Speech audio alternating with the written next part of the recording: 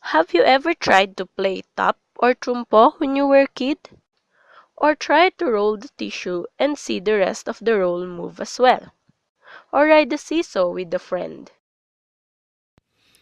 The pulling of the string of the turumpo or top is the source of the force torque. It causes the turumpo to rotate in its position.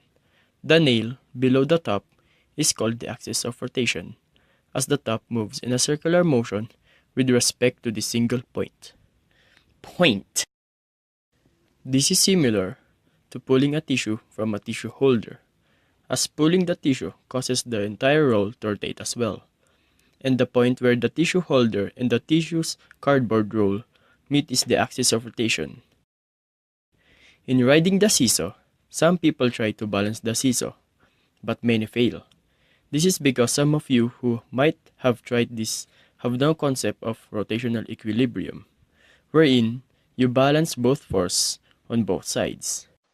These activities demonstrate Newton's second law of rotation, which is rotational dynamics and rotational equilibrium. Rotational dynamics is the circular movement of objects caused by an external force, while rotational equilibrium is the act of balancing the external forces so that they will be equal on both sides. So first, we should discuss about torque. Now, torque is the tendency of a force to cause a rotation. It is represented by the symbol capital T. Now, torque is affected by two main factors. One is radius and the other one is force. The radius is the distance from the axis of rotation to the force. Now, force is the magnitude applied to the object. Bring these two together and you get torque, which takes into account the magnitude of the force, represented by the capital letter F, and the distance from the axis of rotation, represented by small letter r. The base equation for torque is T is equals to R multiplied by F, and its standard unit is Newton meter. Note that torque increases with both force and the distance r. Take this situation as an example. Suppose that you are turning a bolt with a wrench, with the center of the bolt as the axis of rotation. The closer you are to the axis of rotation, or the center of the bolt, the harder it is to turn the bolt. If you move farther from the bolt, the easier it is to turn the bolt. Hence, as the distance of force increases, the value of torque also increases. Let's put the situation into perspective. A man wants to tighten a bolt using a wrench. He tries to place his hand on two different locations with two different distances from the bolt. He tried to tighten the bolt with his hand being 1 meter away from the bolt and applied 20 Newton magnitude of force. He then placed his hand 2 meters away from the bolt and applied 10 Newton magnitude of force. In this problem, we will consider 1 meter as radius 1, 20 newtons as force 1, 2 meters as radius 2, and 10 newtons as force 2. Since the radius and the force of both of the conditions are given, we can solve for torque by using the formula torque is equal to radius times force. As you can see, both conditions would have equal torques. But you would need to apply a greater force if your hand would be at a 1 meter radius from the bolt, while you can apply a lesser force when your hand is 2 meters away from the bolt. Here is a problem. To open a revolving door, a tangential force F is applied at a distance r from the axis of rotation. If a force of 3.3 newtons is applied and r is equal to 0.94 meters, what is the value of torque? Let us first visualize the problem. Let us imagine that a man is trying to open the revolving door. He applies a force of 3.3 newtons and he is 0.94 meters away from the center of the revolving door. Here is the solution. We need to solve for the torque needed or required. So we'll use the formula T is equal to Rf. Now, we only need to substitute the values already indicated. Given the values of force, which is 3.3 newtons, and the value of the radius, which is 0.94 meters, we can now solve for the force required. The torque would then be equal to 3.1 newtons. Therefore, The minimum torque required to open the door is 3.1 newtons. Torques can only be caused by tangential forces, for radial forces would equate to no torque as its angle would be equal to 0. Since torques are caused by tangential forces which can have angles, and considering that the radius is the hypotenuse and the line of force vector is the adjacent line, then we can use the trigonometric function sin theta to solve for torque as well. With this equation, torque can be only solved using the equation T is equals to R F sin theta, or T is equal to R sin theta times F. For example, a helmsman exerts a force on the ship's steering wheel. His hands create an angle of 50 degrees with respect to the tangential line caused by his action and the radius. The value of the radius is 0.74 meters. A magnitude of 72 newtons is applied by him. What is the value of torque caused by this action? Let us visualize the problem. A force of 72 newtons is applied on the steering wheel, and the distance from the center of the steering wheel to the handles is equal to 0.74 meters, and the angle created by this action is equal to 50 degrees. We can solve this by the equation T is equals to RF sin theta is equal to 0.74 meters times 72 newtons sine 50 degrees, which is also equal to 41 Newton meter. The value of torque can indicate the direction of angular acceleration. A positive torque can indicate a counterclockwise angular acceleration, while a negative torque can indicate clockwise angular acceleration. For example, in the second problem, the value of torque is 41 Newton meters, which indicates that the angular acceleration is moving in a counterclockwise angular acceleration. Now, let us discuss angular acceleration.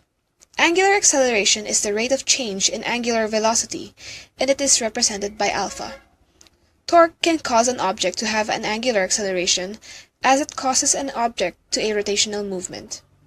The formula for angular acceleration can be derived from the equation of Newton's second law of motion, which is acceleration equal to the force divided by the mass, and the relationship of linear and angular accelerations, which is alpha is equal to the acceleration divided by the radius.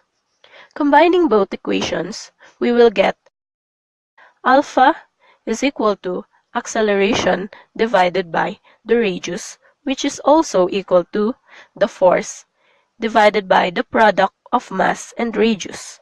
By multiplying both the numerator and denominator by r, one would yield the equation alpha is equal to the product of radius and force divided by the product of mass and the square of radius, which is also equal to torque over inertia, since the formula for torque is the product of radius and force, and for inertia, it is the product of mass and the square of radius. We can conclude from this equation that angular acceleration is directly proportional to torque and inversely proportional to inertia. That is, a large moment of inertia means a smaller angular acceleration. To solve for the torque, the formula T is equal to the product of inertia and alpha can be used. To compute for the total torque of a system, the formula net torque is equal to the product of inertia and alpha, where the net torque is the total torque. Here is a sample problem. A light rope wrapped around a disc-shaped pulley is pulled tangentially with a force of 0.53 newtons. Find the angular acceleration of the pulley, given that its mass is 1.3 kilograms and its radius is 0.11 meters. We first solve for the torque applied to the disc.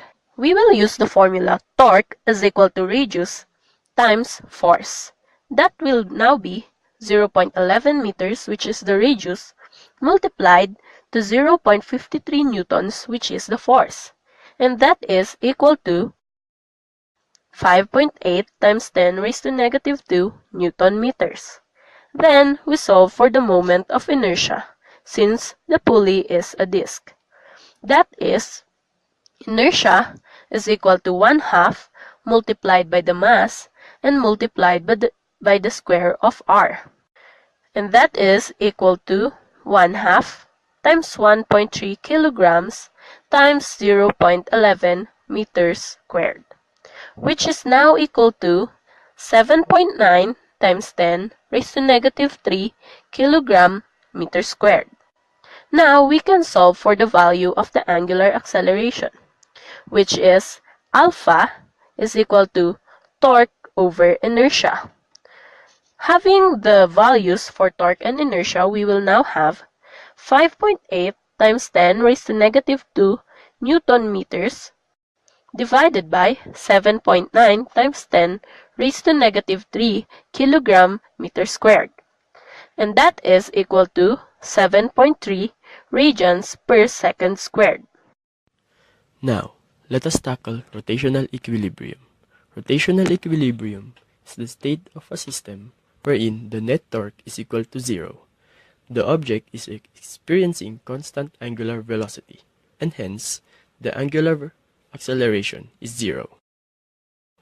For example, a child wants to balance his toys on both sides of a seesaw. He placed a bulk of toys on the left side, approximately weighing 5 kilograms, and on the right side, he placed the rest of his toys, which weighs 10 kilograms. The bulk of toys, which weighs 5 kilograms, are placed 4 meters away from the axis, or the middle of a seesaw, while the toys that weigh 10 kilograms are placed 2 meters away from the center. What is the net torque of the seesaw's setup?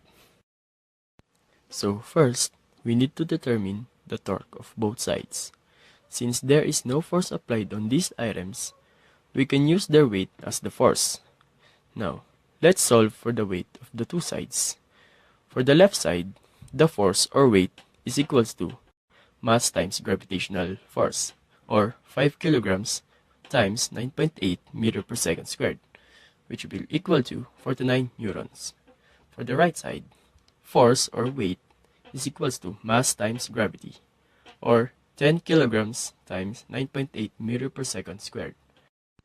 Now, we can solve for the respective torques of the two sides, since both of the bulks of objects lie on the horizontal or the plank of the seesaw.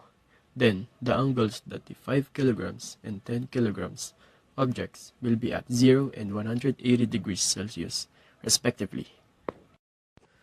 Torque number 1, or T1, is equals to radius 1 times force 1 times sine theta, or 4 meters times 49 newtons times sine 0, which will result to 0 newtons. Now, for the torque number 2, which is equals to radius 2 times force 2 times sine theta, or 2 meters times 98 newtons times sine 180 degrees, is equals to 0 newton. Now, the net torque is equals to 0. Therefore, rotational equilibrium is achieved.